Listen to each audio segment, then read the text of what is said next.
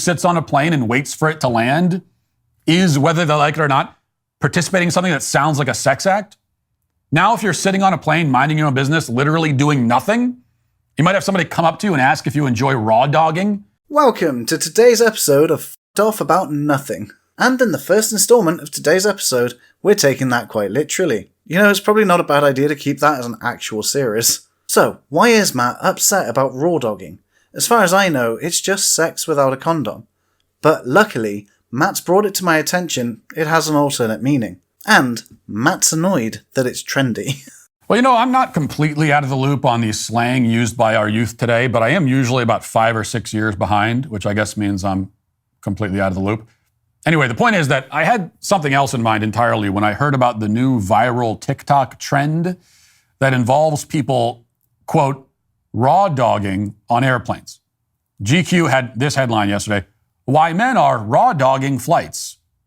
The New York Post reported on the same day, men are raw dogging it on flights. Here's what the weird travel trend means. Now, like you, I assumed that this meant some major FAA violations were happening on board. I thought that the friendly skies were getting way, way too friendly, but that's not what this trend refers to. No, so it's not just like joining the Mile High Club with less protection? What is it then, I wonder? And why is it so bothersome? Here's the Post article, quote, raw dogging has become the buzziest travel trend of the summer, seeing stealth plane passengers forego the modern comforts of flying to stare at either the in-flight map or nothing at all during lengthy trips. No music, no streaming, no snacking, no sleep. Quote, I have never seen so many people raw dogging a flight in my life, wrote Michelle, a stunned New York-based beauty influencer, in the closed caption of a TikTok clip. Literally just staring straight ahead the entire time? She added in the video featuring an aircraft full of jet-setters enjoying a journey sans distractions. This was a 5-hour flight from New York City to San Francisco. So that is raw dogging a flight. That is the trend that's sweeping the nation. A trend that has attracted multiple headlines in major media publications, not to mention hundreds of TikTok videos with millions of views between them. And the videos all consist of people filming themselves not doing anything on a flight. Yeah, that's it. Absolutely nothing at all. We can quite literally say now that Matt Walsh has made a video being annoyed at absolutely nothing. Though it seems to be not so much about the activity of doing nothing, nor the connotations of the sexual activity, but instead the attention that it's getting. So let's take a look at how much attention it's actually getting compared to other similar terms. As we can see, the term 69 seems to be far greater in quantity, an oddly popular number, I'll admit. But what about those people who do missionary work? Again, still quite high. Cowgirl seems to be strangely popular, slightly more popular than cowboy. Kind of makes me feel bad for Woody here, which probably isn't helping. But cowgirl is the term that seems to have been just about overtaken by raw dogging. This new act is clearly taking the world by storm. Usually the video is set to music that is way too fast-paced and intense given the theme of the video. Like this, watch. Get it, 17. You don't know me, son. Get it, 18. You don't know me, son. Get it, 19. So that's the trend. Sitting in a place and not doing anything. Sitting and simply existing. Being a person. Being present in the space you're physically occupying. Even that we now call a trend. And worse, the trend is given an unnecessarily sexual name, so now anyone who sits on a plane and waits for it to land is, whether they like it or not, participating in something that sounds like a sex act. It's just a name that people assigned to describe it. It's just like the word missionary work, like I used earlier. We don't suddenly say they're committing a sex act, do we? 69 is more of just a visual representation, you know? It doesn't mean everyone who likes the yin-yang symbol is suddenly into porn.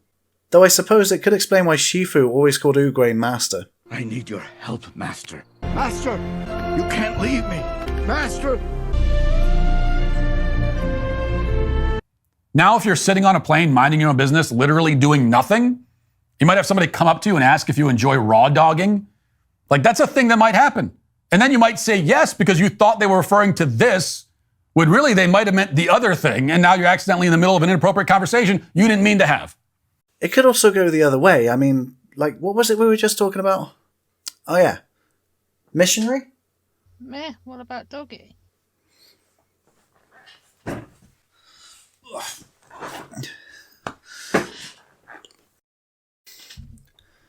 What? I know Matt was willing to show raw dogging on his channel, but I'm not. This is why I have complained so many times about the modern habit of taking normal human activities and trendifying them. We've made it so that there are no more normal human activities. Everything is a trend. Everything's a TikTok craze. Everything you do has some cutesy label attached to it. Every activity, every habit, every tendency, every personality trait, they all have labels. You mean like hashtags, Matt? You know, like the ones labelled in your own video that we're watching right now. We have carved ourselves up, carved our lives up, and put each piece into a little box and a little drawer with its own little label. It's the hyper-classification of human existence. And this is a problem that started with the medical field and the psychologists, but has bled its way down into social media. I hate it. Everybody needs to stop it. Then, Matt, you might want to lead the way. You see, I know I'm a hypocrite as well. I don't want my kids vaping. And yet I do it. You see, mine's an addiction, and I recognise that. But this is better than what I was doing before, which was smoking. That's definitely not good, certainly not healthy, and this is certainly not good and also not healthy, but it's much better. However, I'm still a hypocrite for saying that I don't want my kids to grow up and start vaping. Because I don't want them to fall into the same trap that I did. You're being a hypocrite because you want to complain literally about nothing. And I also know you don't like these, so have some more to complain about. Now, as for this trend, it will not surprise you to learn that this is often what I do on flights. Unless I have work to do, I will just sit on the plane. I don't call it raw dogging, okay? I don't use that term. I've already used that term in this monologue like 5 times more than I ever thought I'd use it in my life, especially in a monologue. But whatever you want to call it, I am an avid proponent of finding opportunities to do nothing. And I mean really nothing, real nothing, okay? Not something that amounts to nothing, like mindlessly scrolling your phone. We all do that kind of nothing all the time. That's worse than nothing, okay? It's nothing with none of the benefits of nothing. What the fuck does that even mean, Matt? Like, I don't even think you know. It is nothing, but it doesn't have the benefits of doing nothing because it's not my version of nothing. Oh my god, this is a religious debate, isn't it? They're not doing nothing correctly. Only my version of nothing is the correct nothing. Praise be to nothing. But you know what? At least praying to nothing is probably more honest. But actually doing nothing means sitting in one place and not actively looking for distraction or stimulation. In modern society, we spend pretty much every waking second of our days actively seeking distraction and stimulation. We desperately try to distract ourselves all the time, and then we wonder why we're distracted. It must be a disease. We must have ADHD. Quick, take a pill. That'll solve it. Why, Matt? Why would you do that? We were having such a great time, and I was finally enjoying one of the videos that you actually put out, and then you had to go and say something degrading like that. You start by talking about how humans simply behave, and they generally seek out distractions for reasons. It's generally just a part of being human. There's usually a reason for it, beyond that of just simple boredom. Usually it's seeking more knowledge, whether it be scientific or maybe even just social. Maybe something simple like how friends and family are doing today and what they've been doing recently and any plans they've got in the future. That's average behaviour to be expected from humans. But then ADHD just gets slapped on those people is misrepresenting what ADHD actually is. ADHD is very commonly usually associated with the H part, hyperactivity, but then there's also ADD, which is the same thing pretty much, but without the hyperactivity. So ADHD is attention deficit hyperactivity disorder, whereas ADD is attention deficit disorder, like we said, without the hyperactivity. Both ADHD and ADD are demonstrations of why we need what Matt said earlier was bad. We have carved ourselves up, carved our lives up, and put each piece into a little box and a little drawer with its own little label. It's the hyper-classification of human existence. And this is a problem that started with the medical field and the psychologists, but has bled its way down into social media. I hate it. Everybody needs to stop it. This over-classification of human existence is very slightly different, both being issues with the individual's attention, but one manifests more like fidgeting and the other manifests more like daydreaming, both of which are normal, but it's to the extent in which they're done and how much it affects the individual's life. Matt makes out like it's seeking help that is the problem itself, but maybe it's the pills that he has a problem with. But then if the medication improves someone's life, why shouldn't they take them? If there are side effects that outweigh the positives, that is up to the doctor, the patient, and the parents, if required, to decide and figure out the details of. Not yours, Matt. And we take this for granted because, it's the way that everybody operates. Like, when's the last time you were sitting in a waiting room or standing in a line at the grocery store and everybody else in the line was just waiting there without staring at their phones? When's the last time you yourself waited anywhere without staring at your phone? Well, I went to the shop this morning and there was no one using their phones. Maybe it was because it was too early and there was only old people about. That's not the case. Just generally, maybe it was more likely to not happen. I don't know. But I didn't get my phone out either. Maybe it's because I'm an introvert and I don't need to socialize as much, even on my phone. I don't even really socialize online that much, apart from on YouTube, of course. And I hear it goes rainbow when I say like and subscribe down there. So we'll see if it happens. Let me know.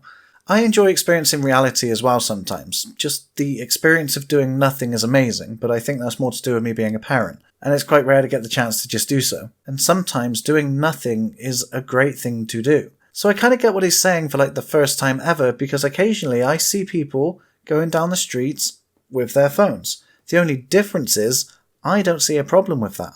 Except when Pokemon Go came out, there was definitely problems there that I can't deny, as much as I like Pokemon. But it's okay that people are different, Matt. There's nothing wrong with that. And I just don't think you know that yet. Because it may come as a shock, but prior to the advent of cell phones and computers, people would spend significant portions of their day with nothing in particular to distract them. They would wait in lines and just wait. They would sit in waiting rooms and just sit there. Yeah, and that still happens. But a lot of people still get bored. And that's not a modern thing either. People have been getting bored for many, many years. People generally don't like to be bored. And again, when solutions are available, people are likely going to take those solutions and have the ability to do so. Just because me and you, Matt, can appreciate doing nothing for a bit does not mean we get to dictate how people live their lives. Here's the thing that will really blow you away, especially if you're a younger person who's only ever known the cell phone age. You're not going to believe this, but this is real. Sometimes, back in the old days, a person would even sit on the couch in their living room and just sit there. Like they would partake merely in the activity of existence. And if Matt wasn't talking about the trend of raw dogging online, then he'd be saying the exact same stuff he is now, except that people are lacking motivation and lazy. To me, it just seems like Matt wants to make anyone and everyone the opposition to him. What's the point in travelling if you're just going to fucking sit there? Don't know why I've gone fucking Scottish. Alright then, I might just do that. Get off the sofa, go travel or something. Well, what did I do wrong this time? You're fucking breathing. Here's another mind-bending fact. Back in the old days, when a person woke up in the morning, they would not immediately reach for something to distract them. They would just wake up. That's it. They would just wake up. Now you're awake now. They would situate themselves into the waking world again. They would be where they are. They would not try to dive headfirst immediately into a million places where they aren't. This is how it used to be. And sure, back in those days, you might read a book, you might look at a newspaper, you might watch TV or something. You might, God forbid, actually engage with another human being who's physically in the room with you. But people were making the same juvenoia-based arguments about the television. Times change, Matt. Is there a specific time period you like, Matt, or does it just simply regress further and further back? Like, I don't know, 10,000 years ago seems like a good enough time to me. There was no roads to be distracted on at that point. Nobody was carrying a book or a newspaper or a TV around with them everywhere they went 24/7 and filling every single available second by looking at it. Because that would be unreasonable, Matt. You see, any reasonable options you had back then were like the Nokia 3310. And what, play Snake on it all day? And to be fair, there was a phone I had around the same time period that had a penguin game, and you pushed blocks of ice across frozen lakes to solve puzzles. I don't know why I'm telling you that, I just liked the game. There are so many benefits of doing nothing. And the greatest benefit of all is that nothing isn't nothing. You can do so much while you do nothing. A moment of nothing can be filled with countless somethings, because these moments are an opportunity to use your brain, to let your mind wander, to daydream, to think, to reflect. Not to have your thoughts guided and steered and pointed this direction and that by algorithms. No, when you do nothing, your mind directs itself. And, thinking is, it turns out, a lot of fun. I just want to point out, considering what we were saying earlier about whose nothing is the right nothing, what Matt is saying now is when you're doing nothing, stop doing nothing and do something. My nothing is the only true nothing, but there's no way to realistically achieve my activity of doing nothing. But I know for sure, Matt, you're doing it wrong. But remember, this is about people on flights, travelling while doing nothing. They probably are daydreaming and letting their mind wander. I just hit my microphone. And simply enjoying doing nothing in particular. What Matt's saying is probably what they're doing. You should try it every once in a while. And you were just given an example of where people are trying to do exactly what you're saying they should be doing. And this was your response, Matt. You should be able to entertain yourself with your own thoughts. In fact, that's why I relish being on a plane when I have nothing to do, because it gives me that chance to do so much while I'm doing nothing. There's so much thinking I get to do, and hopefully nobody there to interrupt it. Now, if you look at somebody sitting in a chair, thinking, not doing anything, and you're shocked and confused. It seems a bit strange to me that Matt thinks people are thinking that about others. Like, oh my god, there's a person sat over there, but what are they doing with their hands? As in nothing, I just think they've got them at the side. Yeah, I see that, but how? What, I've never thought about it like that before. Oh my god, you're right.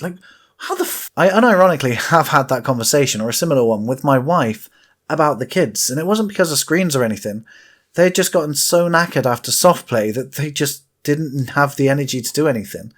And, well, me and my wife had the chance to do something we hadn't done in a long time. I'll give you a hint. It wasn't raw dogging.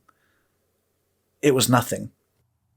Right? If you can't even believe that a person could possibly sit in one place for more than 30 seconds and not do anything, then that says something about you. If you cannot even conceive of entertaining yourself with your own thoughts, if you do not find the act of thinking, of reflection, to be absorbing, even exhilarating, then you are deficient as a human being. You have lost one of the essential traits that makes you human. Thinking can be amazing, and I'll even give it to you as exhilarating. Thinking of concepts like the Big Bang can be amazing to try to figure out, as you visualize it in your head as an explosion in nothingness, a misrepresentation of course. But you realize that, and then you start changing things to make it fit better with what reality would portray. And then you start thinking of it as a black hole's event horizon suddenly expanding, but then that doesn't make much sense because that's visualizing nothing because light hasn't escaped it. And the universe has expanded. You start realizing you're viewing the universe from outside of the universe, which is kind of impossible, for one, because of light, and other reasons because of spatial dimensions and temporal ones. But you then have to move your viewport to view the expanse of the universe, and then you suddenly realize your viewport is within the Big Bang before it starts, and you then can question things like time, which is a very difficult concept to understand at this level. But there's also the space that you're in is smaller than what we can currently understand as well. As it expands and you just watch everything move away from you, rather than being a big explosion, it just seems like things are going really fast away from you, and you can realize the Big Bang can have an expanse faster than the speed of light, which would mean that the light being expanded via space wouldn't reach you from inside of the universe either, because space itself is moving faster than the speed of light. So the light is slowly moving away from you, despite very rapidly trying to reach you. But I still enjoy it nonetheless, and trying to do so, and I'm not trying to claim that I'm an expert in any way, shape or form.